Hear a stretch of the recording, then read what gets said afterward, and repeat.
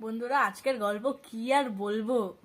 সকালবেলা 10টার সময় স্কুলে গেছি। স্কুল থেকে এসছি 4:30টার সময়। 4:30, তারপর 5টা থেকে পড়া ছিল। তারপর শুনলাম যে আবার স্যার কম্পিউটারের জন্য ডেকেছে, তার জন্য কম্পিউটারেও গেলাম।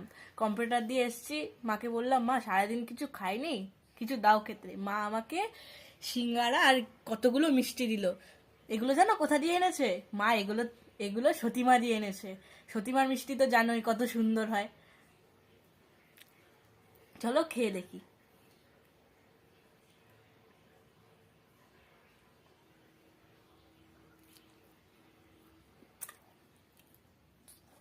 হেব্বি, দারুণ।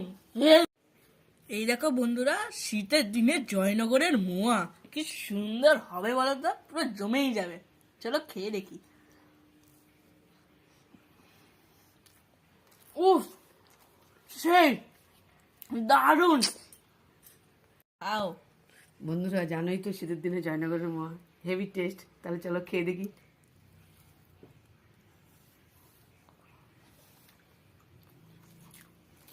দারুণ। তুই একটু খা। এনে কেমন গেছে? হেই, কেমন খেতে নেবো? হেব্বে।